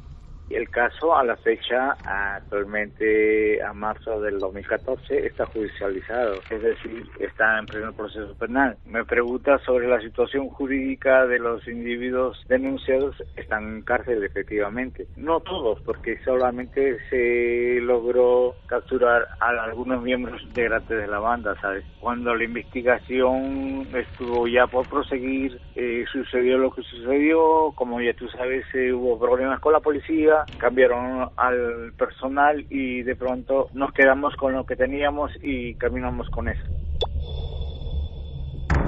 Bueno, primero el dabonazo, ¿hay más? Hay más, porque como acabas de escuchar de estas palabras del fiscal, parece que el caso está lejos de ser una farsa, tal y como anunciaron los medios en 2009 y tal como hemos escuchado hace un momento. Lo que sí parece discutible, Iker, en este punto es el número de víctimas. Parece que no es seguro que fuesen 60, pero desde luego se confirma y existe y es oficial el modus operandi de toda esta organización que en efecto llevaba tiempo capturando a personas para extraerles su grasa con fines comerciales. Esto tal cual nos lo confirmaba el fiscal. Así como también la procedencia humana de aquella sustancia que apareció en los medios y que contenía la famosa botella. Sí, está confirmado y sí que tanto así el Poder Judicial acogió nuestra denuncia penal y se identificó inclusive a la presunta víctima. Total, es que estas personas aparentemente ya venían comercializando este tipo de grasa humana. Ahora bien, mucho en los medios se criticó respecto a la procedencia de la grasa humana. Te digo que a la sazón de la investigación, la grasa humana que se usaba no es aquella que de todo el cuerpo, sino de determinadas partes del cuerpo, donde hay más calidad de pureza, supuestamente en la región lumbar. Te lo digo en forma empírica de lo que salió en la investigación. También se criticó de que si es así, entonces la grasa de que viene de la liposucción también serviría para eso. Bueno, conversando con los técnicos al respecto, me manifestaron de que esa grasa al momento de entrar en contacto con la anestesia ya no servía. Lo cierto es que estas personas se capturaban, entre comillas, a gorditos y los usaban para estos fines, ¿no? 3:26, Fermín. Buenas noches, Iker. Milenio 3 a estas horas, Trending Topic en Twitter. Gracias, compañero. Cosa que no me extraña porque esto es tremendo, pero esto en Perú, ¿cómo estará sonando? Y tenemos muchos amigos en Perú, muchos. Me gustaría que ejerciesen de corresponsales y que nos dijeran a todos cómo caerá esto. Porque estas declaraciones son realmente, sí, una exclusiva en el caso más terrible que recordamos y que se cerró, que nadie preguntó. Diego, para recapitular aunque sea rápidamente, ¿la grasa era humana? La grasa era humana. ¿Y el procedimiento de la banda era el que era? Era el que era, evidentemente lo sacaban tal cual, eso es lo que nos contaba este fiscal, que fíjate esa última frase que dura, ¿no? Decía que estas personas capturaban a gorditos y los usaban para estos fines. Personas que iban por la selva, por esa zona, sí, actuaban sobre personas que iban solas Pero tenían que tener, ¿no?, un complejo sistema de observación, de ocultación, y utilizaban la mítica wincha. Y además es que se habla de una botella, pero si se ven las imágenes, y yo en su día pude entrevistar al portavoz y al coronel Mejía, había varios tarros, bastantes más, no una sola botella, había bastantes tarros más en diferentes estados. Esto es muy desagradable, más sólido, semisólido, de esa grasa. Sí, una grasa que en 2009 la prensa de todo el mundo publicó, como decías antes, que tenía como destino Europa. Se dijo que aquí se usaba para fabricar cosméticos, y de todo esto también nos ha hablado Jorge Sanz-Quiroz, el fiscal. Pero es que además este hombre no duda en apuntar no solo sino otro posible nicho de mercado que resulta todavía más inquietante, Iker. Parte del mercado de esto era para elaborar velas para misas negras, no necesariamente satánicas. Las misas negras, de acuerdo a la mitología peruana y toda la parte esta indoamericana, es de diferentes ritos, ¿sabes? Pero también se usaba, bueno, tampoco no lo puedo comprobar, para jabones, para esta cuestión de maquillaje de las damas. Entonces mercado había supuestamente, y de ahí que usaban esto. Ahora los medios no necesariamente eran los más científicos, los más acordes, ¿no? Pero se constató que los cortaban en trozos y dejaban que goteaban alambiques, y de pronto esas personas que tenían conocimientos técnicos científicos de medicina o algo así por el estilo, de química, para hacer su producto. Antes de proseguir, porque esto, si lo imaginamos, si le ponemos imágenes, es tremendo. Clara ponía unas caras, en fin, como una película de horror inimaginable, y con esa coherencia. A mí lo que me llamaba la atención es que había cierta coherencia en el conjunto entre lo rudimentario, lo tecnológico y lo mágico, y la creencia en ese poder vivificador de la grasa humana, que desde tiempos remotos se ha empleado para cuestiones mágicas. Sí, en efecto. De hecho, pues el ritual de la unción, que no es otra cosa que extenderse a algún tipo de sustancia, ya sea aceite, grasa, se ha practicado en muchísimas religiones como parte de un simbolismo, con un simbolismo mágico, de aprender la piel, aquello que puede entrar dentro de uno, ¿no?, que ya sea de origen divino, de origen espiritual. Es como recibir esas capacidades. De hecho, tenemos la unción de los enfermos, famoso, ¿no?, también para la curación, la presunta curación. Hay anécdotas incluso en nuestro santoral, ¿no?, de santos famosos por uncir, por ejemplo, los ojos con aceite y supuestamente recuperar la visión, los enfermos, ¿no? Y luego hay también, dentro de la ritualística un poco mágica, más oscura, vamos a decirlo así, ¿no?, la utilización en algunos tipos de rituales de la grasa humana para la fabricación de velas, con las que luego practicar otra serie de rituales que ya sean de petición a fuerzas oscuras, o incluso pues como protección.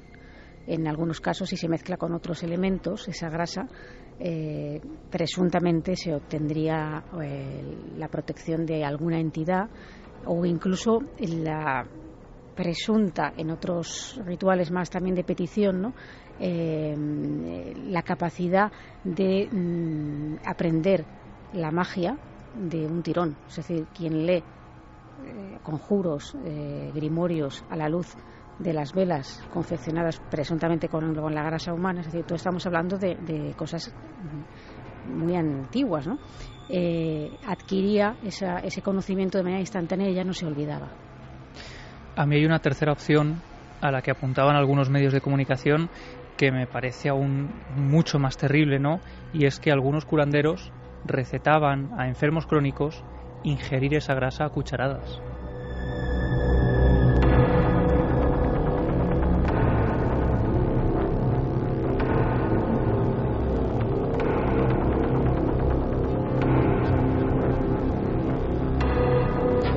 Y 32, ahora hablaremos de eso. Incluso hacemos un pequeño cambio de planes, si me lo permitís. Vamos a hacer un giro porque el programa está siendo un poco demasiado, ¿no? Demasiado. y a lo mejor es bueno terminar con una sonrisa clara y guardarnos un poco el archivo por la semana que viene, porque si no esto es tremebundo. Porque, Carmen, yo no sé cuáles serán las reacciones de los oyentes ante un caso que seguimos muy de cerca.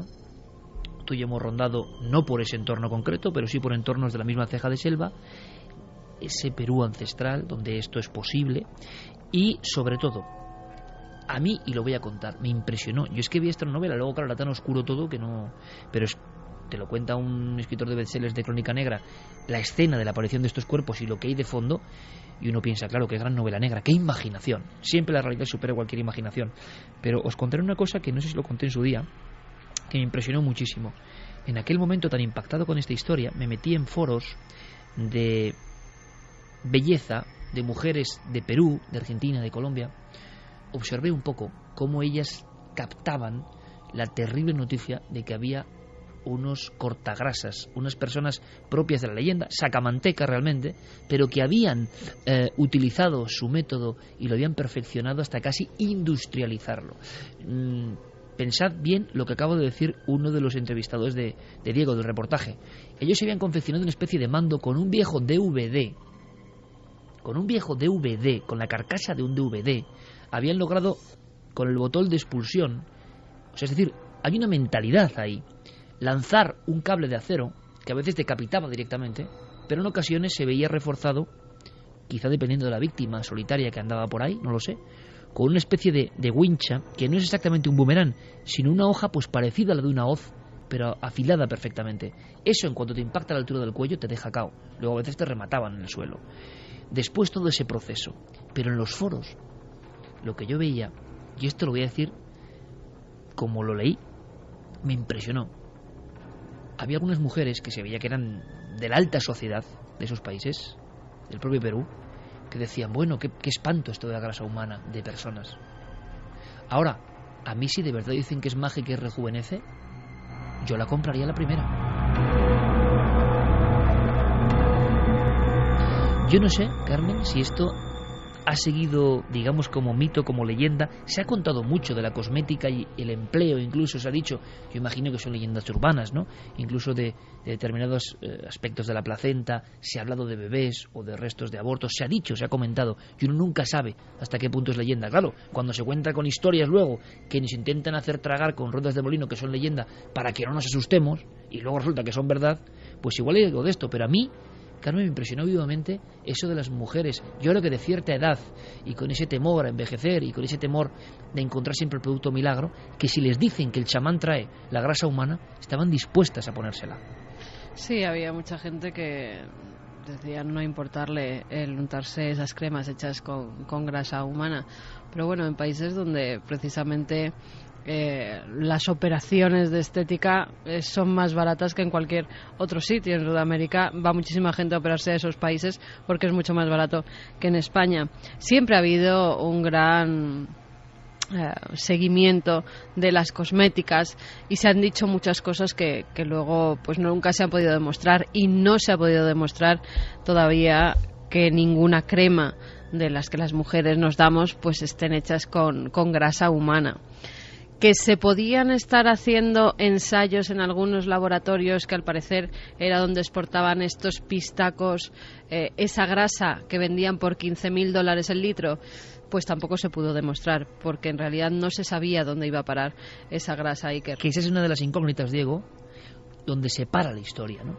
Se habla de botellas, pero es que los pistacos atrapados que hemos visto, que no es que no eran premios Nobel ni mucho menos, eran gente de la ceja de selva que se dedicaba a esto y que estaba en un estado de primitivismo evidente. Bueno, pues ellos fueron los que dijeron que vendían esa grasa a extraños intermediarios que luego la llevaban a Europa, Diego.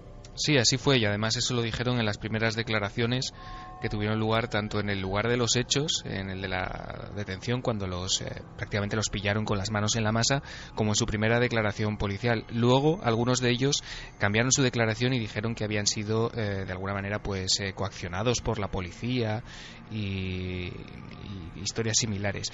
Pero lo que es curioso, Iker, es que durante las conversaciones que hemos mantenido tanto con el fiscal Sanz Quiroz, al que hemos escuchado, como con nuestra compañera Beatriz Jiménez, los dos nos hablaban y nos recalcaban, ¿no? Y hacían especial énfasis en el goteo de desapariciones que tienen lugar muy a menudo, continuamente, en esa zona de Perú.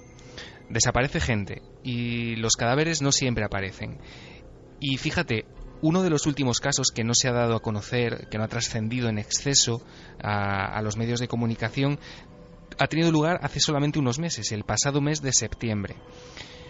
Y no está relacionado exactamente con la leyenda de los pistacos, es decir, aquí no parece haber un tráfico de grasa, no parece haber descuartizamientos, pero sí que puede tener cierta relación, ya que comparte una especie de componente mágico, de ritual, de ofrenda a la tierra, ¿no?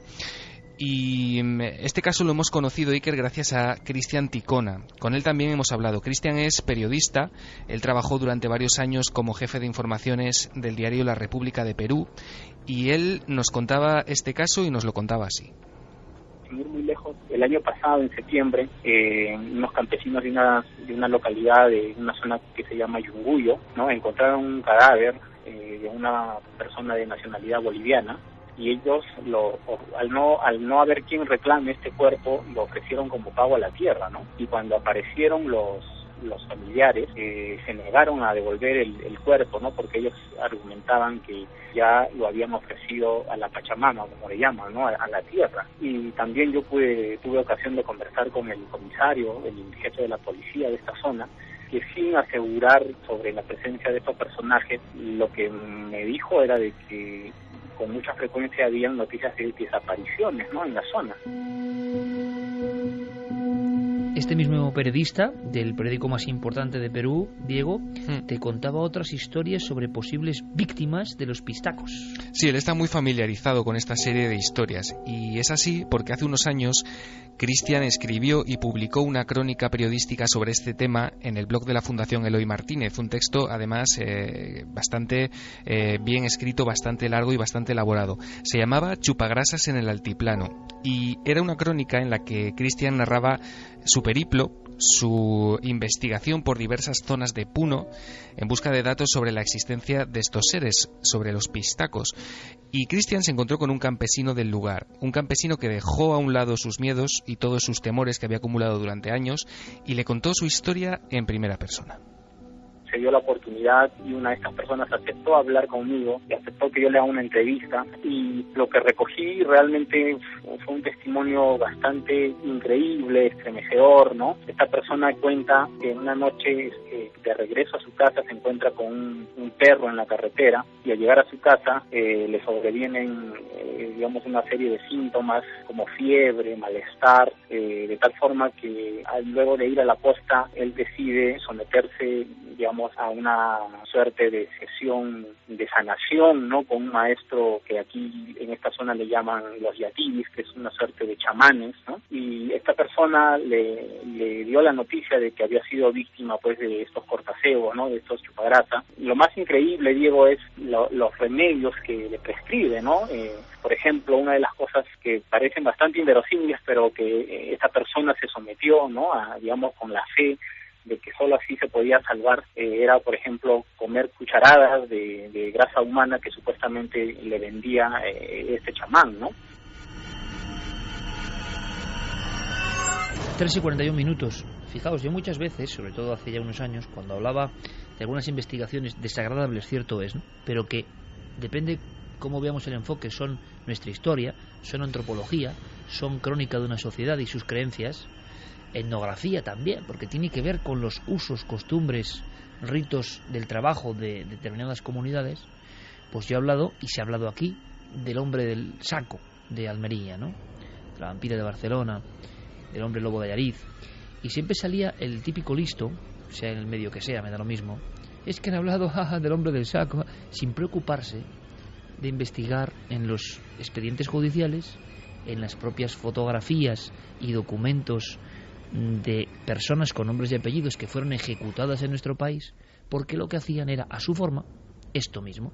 Y como el nombre de hombre del saco nace de un caso concreto, el de Francisco Leona en Gádor, Almería, 1910, o como antes de acabar el siglo XIX, el sacamantecas surge como término por Díaz de Garallo en Álava que destripaba a las mujeres y extraía la grasa humana. Y siempre la creencia, el tío mantequero de Málaga, el estripador de Avilés. Cuando yo veo a estos listos, que luego hablan en la prensa o en cualquier sitio de qué tonterías se cuentan sobre estos nombres, estoy viendo la misma actitud. Es decir, no te atreves a saber que esto es verdad. No quieres saber. Tú, hombre del siglo XXI, con tu BlackBerry, el móvil que tengas, tu coche, tu hipoteca y lo que te dé la gana, no tienes los bemoles de querer saber que esto es verdad, que esto fue verdad y que esto está manejado por unas fuerzas de las que no tienes ni idea, pero que son las fuerzas que han motivado muchas cuestiones de las que ya estás completamente al margen. El homo digitalis, o el listo de hoy en día, cree que todo eso solo pertenece al cuento, porque ni se refleja en él ni sabe nada de sus ancestros. Ha perdido toda la conexión. En cuanto uno se sumerge en las culturas que aún tienen algo de conexión o nexo con lo antiguo, se da cuenta de que claro que creen en esto. El propio ciudadano de Lima, urbanita, cuando oye estas historias, solo puede oír los cuentos de viejas que quizá escuchó alguna vez. Pero en la selva de Huánuco, en el altiplano de Puno, en las zonas de la costa más remotas, como en Nazca, donde han aparecido cuerpos descuartizados o muestras de sacrificios, quien está en ese mundo interno que es otro, que no es el nuestro, aunque conviva con nosotros, claro que lo cree, es su realidad. Solo los más listos pueden rechazar esa realidad porque no les gusta, porque les ensucia, porque ellos son seres humanos que no han pasado por eso. Eso creen. Cuando unas cuantas generaciones más atrás seguro que podían tener reflejo de eso. Los abuelos de los listos seguro que sabían de eso. ¿Qué ocurre? Que lo que más nos puede sorprender, Diego, y se podía hablar de eso, es de la cortina de humo. Esta misma actitud bobalicona que hemos visto en España con algunos temas, cuando se mencionan nombres muy sonoros que solo los más ineptos creen que son propios de los cuentos, creyendo que los cuentos son mentira y resulta que siempre se basan en una realidad, pues en Perú hubo tal cerrazón, todo el mundo estuvo tan a favor, no hay ni que decir, ¿no?, que hay una división todavía de auténtico racismo, es así, entre la comunidad indígena y la comunidad que no es indígena. Evidentemente quien gobierna las prensas y los medios no son precisamente indígenas, y todo esto son risotadas de otro mundo que es el suyo, es más milenario y quizá más sabio que el suyo. Bueno, pues esa cerrazón de Perú es lo que nos llama la atención de verdad, Diego. ¿Cómo es posible que todo el mundo hiciese mutis por el foro, que nadie investigase? Pues sí, la verdad es que resulta curioso, y sobre todo por algún movimiento bastante poco disimulado, como por ejemplo el cese del propio Félix Murga, que alcanza los titulares de los periódicos en prácticamente al mes de producirse el descubrimiento. Hay portadas como el del diario La República que dice: los pistacos tumban al general. Este hombre es cesado de su puesto, es destinado a otra división, a Arequipa, pero después, cuando todo esto parece que se ha calmado, cuando parece que nada ha existido, cuando los medios dejan de informar, al año siguiente este jefe, hay que decirlo, vuelve a su puesto y nadie se entera de esto. Este hombre ha pasado el temporal, ¿no? Sí, efectivamente, este hombre hoy en día está exactamente en el mismo puesto que tenía cuando el caso estalló. Sigue siendo director de investigaciones criminales de Perú. Clara, Javier, Carmen, cuando uno ve una cortina de humo tan perfectamente hecha y que nadie osó preguntar nada si había algo de verdad, hay unos tíos encarcelados, hay grasa humana, ya, pero nos han dicho que es un cuento, ponemos que es un cuento. ¿Cuántas nos tragaremos así? Incluso nosotros, que a lo mejor nos creemos como más adelantados. Bueno, a veces la cortina de humo puede surgir también, o puede estar apoyada por el propio miedo de los indígenas, de la gente que vive en esos pueblos de la selva, que además, Iker, a nosotros quizá nos cuesta entenderlo o saberlo, pero ellos, hay mucha gente que no está empadronada, por así decirlo, no hay registro de su existencia. Por tanto, el hecho de que desaparezcan no queda tampoco constatado, así que pudieron ser 60 como pudieron ser muchísimos más. A lo largo del tiempo, y es que además hay datos y portadas en la propia prensa peruana de años atrás, donde también se habla de pistacos con nombres, apellidos, casos y las botellas de grasa humana. Claro, y el problema es que allí tienen serios problemas también con narcotraficantes, hablan también de tráfico de órganos, escenas terribles como por ejemplo de niños abiertos en canal y rellenos con dinero, ofreciéndoles a los familiares de las víctimas como una especie de compensación por haberse llevado los órganos. Y de todo esto están hablando también algunos medios de comunicación, no de gran alcance, sino pequeños blogs de donde surgen este tipo de informaciones. Y todo eso, Iker, hace que en las propias familias pues haya un miedo tal a hablar de todo esto, a que se tomen represalias contra ellos o contra sus familiares, que el silencio surja también de ahí. Carmen Clara, ¿cuántas podemos comernos como ruedas de molino ante cuestiones que simplemente se detienen, ya no se habla y se acabó? Pero esto yo creo que no ha sido una cortina de humo, que lo que ha sido es que todos estaban de acuerdo en que había que cerrar este tema, porque no interesaba para el país, porque es un país que la mayoría vive del turismo, y ante tales casos el turismo por miedo deja de ir, igual que dejan de ir a Egipto cuando se producen las revueltas. Es que es el puro miedo, y más cuando se está hablando de asesinatos. Si recordáis las imágenes, estaban los mismos pistacos mientras la policía estaba investigando y estaba poniendo las marcas que se ponen en una escena del crimen. ¿Os acordáis? Sí. Que había más de 60, por eso se habló de 60 cuerpos, en los que por lo menos 60 huesos se encontraron, y los pistacos iban diciendo dónde habían enterrado los restos de esas personas a las que habían asesinado y a las que habían quitado la grasa, con lo cual eso se tapó porque no interesaba. Se puso al policía durante un año, como decía Javi, en otro lugar, como decía Diego, perdón, en otro lugar, y de nuevo volvió a otro trabajo. Todo estaba planeado, Iker, por el gobierno, por la policía, para que esto se tapara, desapareciera y quedara como una mentira. Claro, pero esto puede estar ocurriendo ahora con otros muchos temas que, por ejemplo, nos interesan a los milenarios, ¿no? Pues sí, es muy posible que haya muchas cosas que no sepamos o que queden como, bueno, una leyenda urbana. Mira, el mismo hecho de ese artefacto fabricado es profeso, ¿no? con una especie de mando a distancia, sugiere, desde luego, una mentalidad aparte muy, muy sádica. También nos está hablando de que alguien maquina, es decir, no es algo que a un señor le pillan por ahí y bueno, se lo carga. Es decir, esto de que se hable de 60 personas, pues a lo mejor son 60 personas o incluso puede que más. Estamos hablando de zonas muy remotas, como me has explicado antes, hemos estado hablando de esto, ¿no? Y en lugares en los que, bueno, pues si tú desapareces, pero vete a buscarte, o sea, a ver si alguien te encuentra, ¿no?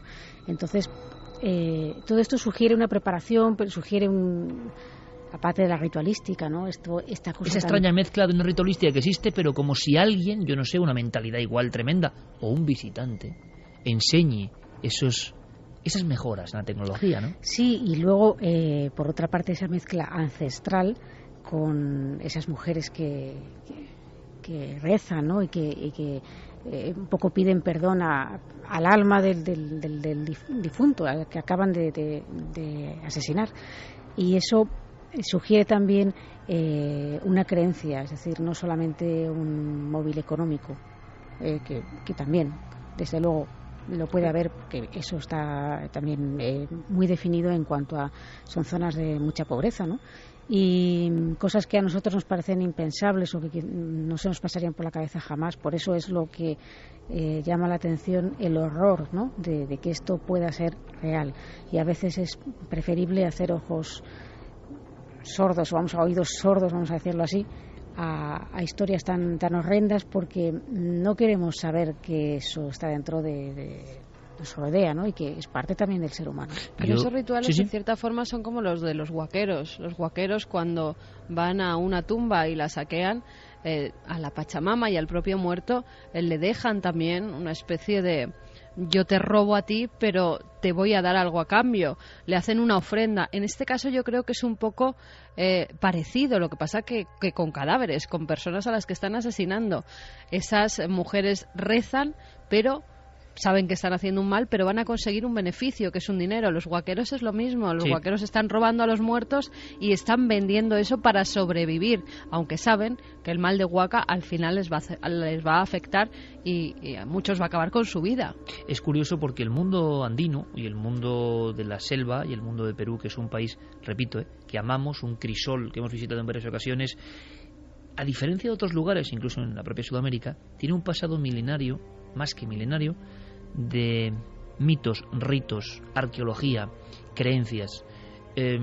allí mismo en Lima, y tú sabes, Carmen, hay una librería que es como el paraíso para un loco como yo, donde puedes encontrar cualquier tipo de tratado universitario, porque hay luego una gran ebullición de interpretaciones sociológicas, ¿no? Ahí, por ejemplo, está la sombra de una tumba en Perú te puede enfermar. Si tú estás ante un mal muerto, hablo desde la creencia, pero fijaos qué colorido de creencia, ¿no? Es decir, qué cosmovisión tan amplia que nosotros ni entendemos. Tú estás en un cementerio velando o rezando por un familiar y resulta que el de al lado pues es un pistaco, el enterrado, y su sombra, si te proyecta durante mucho tiempo, está la creencia de que algo del ánima de ese pistaco, que al ser maldito no está ni aquí ni allá, sino rondando su propia tumba, se mete en tu mundo. Eso es tremendo, que en el fondo es como decían los antiguos egipcios, ¿no? El Ba se aparecía como un pájaro con la cara del difunto rodeando al lugar del enterramiento. Sí, y por ejemplo también lo que llaman el cambio de vida, que es alguien que está en trance de muerte. Imagínate a alguien que lo acaban de atropellar y que se le introduce esa mala cosa, esa mala sombra, ese espíritu. Mala sombra, de ahí vienen muchas de las tradiciones de la mala sombra. Un día podríamos hacer un programa solo sobre las sombras. Hay tratados de más de 1000 páginas, yo tengo en casa, sobre la sombra, el susto, como figura andina fundamental. Y nosotros podemos escaparnos de ese mundo, refugiarnos de ese mundo, no querer saber nada, pero durante generaciones eso ha creado un mundo propio, un mundo en el que se cree y en el que ha creído el ser humano durante siglos desde el principio, y eso está vivo. Por tanto, como decía Carmen, yo creo que al final, yo creo que ahí está la clave, es el puro miedo, el miedo a ser consciente de que nosotros también somos parte de esa forma, ¿no?, de ver las cosas, y que no estamos tan lejanos, aunque nos parezca horrible, que esto ocurre.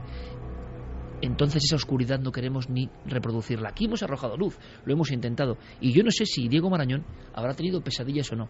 Yo creo que las tuve, porque simplemente imaginarme la escena de los cánticos, de esas mujeres enlutadas en un rincón de la selva, con una cosa sin cabeza que cuelga de unos ganchos, unos cirios de iglesia y desgrasándose, esa mezcla entre el crimen y los cánticos, porque sabes que estás haciendo mal y tienes que protegerte, eso es para imaginarlo, Diego, Pues sí, la verdad es que sí. La verdad es que este caso, Iker, todavía está abierto. Como hemos escuchado al fiscal, no hay sentencia todavía, porque Beatriz Jiménez también nos comentaba que en Perú hay muchísimo retraso procesal en estos asuntos, y lo que tenemos que estar muy atentos es a la sentencia y a la resolución del caso cuando este se produzca. En Milenio 3, desde luego, vamos a estar pendientes y pase lo que pase, lo vamos a contar. La intuición nos guió por el buen camino. Aquello se había cerrado demasiado pronto. Gracias, Diego, por todo el trabajo. Me gustaría decir que ha sido un placer, pero hasta la semana que viene.